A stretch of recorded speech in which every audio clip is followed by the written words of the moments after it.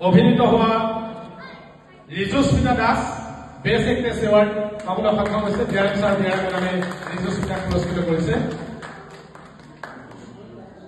Complete কৰি মানুহৰ ঘৰে ঘৰে টিউচন কৰি ফুৰিছিল। ফেমিলি বেকগ্ৰাউণ্ড নাই, ষ্টেটাছ নাই, আৰু আজি সেই ল'ৰাটো ছাপ্লাই ইন্সপেক্টৰ পদত পোষ্টিং হোৱা।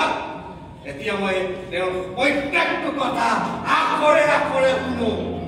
ফেমিলি বেকগ্ৰাউণ্ড ভাল হৈ গ'ল, ষ্টেটাছ বিচাৰি পালো।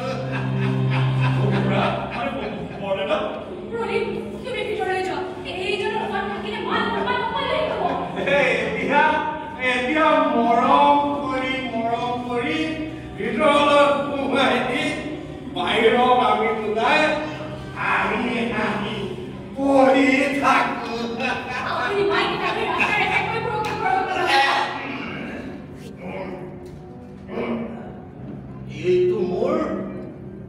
এইটো মোৰ বিবেকে পাপ বুলি কৈছে।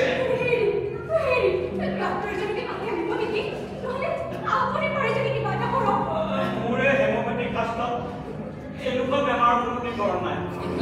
আয়ুৰ্বেদিক বা এলোপেথিকৰ আদিমক মোৰ সন্দেহ আছে।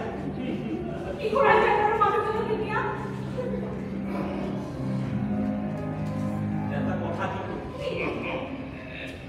তুমি জনা শুনা মানুহ কাৰণে কথাটো কৈছো। বৰুৱাৰ লক্ষণটো কিন্তু বৰ ভাল নহয়। তেখেত মানে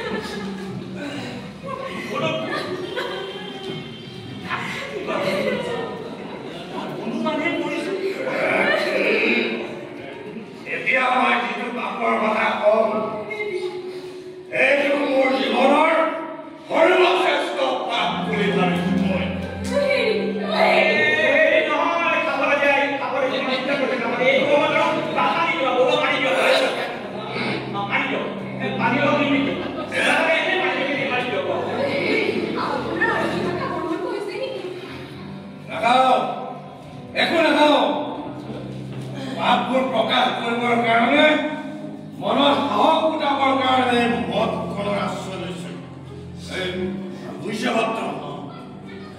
মানুহৰ জীৱনত যদি লোভ মোহ নাথাকিলেহেঁতেন, কোনেও পাপ নকৰিলেহেঁতেন, আনকি ময়ো।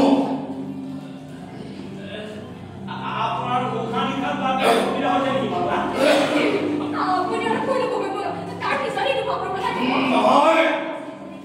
নহয়, দুটাকৈ পাপ প্ৰকাশ কৰাৰ পাছত মোৰ অন্তৰখন পাতল লাগিছে, আত্মবিশ্বাস ঘূৰি আহিছে।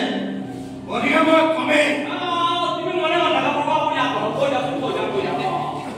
বুজিছে বৰুৱা, মই তেওঁক ভাল পাই বিয়া পাইছো।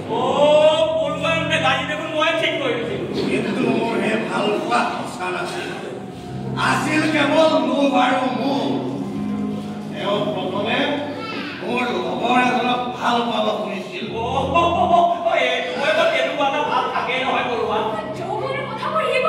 কাৰণ সেইটো পাপ আছিল। তুমি ভাবিবলৈ তুমি একো নাজানাই।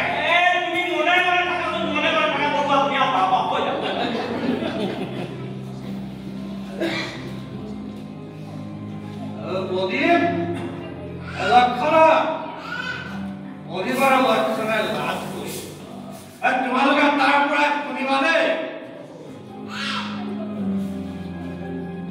বুজিছে বাৰু, এওঁ প্ৰথমৰ পৰা এই ল'ৰাজনলৈ 5খনকৈ চিঠি মোৰ দ্বাৰা দিবলৈ ধৰিলো, কিন্তু মই এখনো চিঠি সেই ল'ৰাজনক নিদি একো নজনাই এওঁক আহি কলো যে তেওঁ তোমাক ভাল নাপায়, কাৰণ মোৰ স্বাৰ্থ।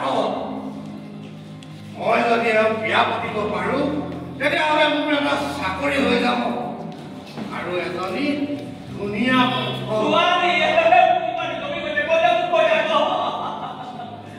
এওঁৰ নিস্বাৰ্থ প্ৰেমৰ লগত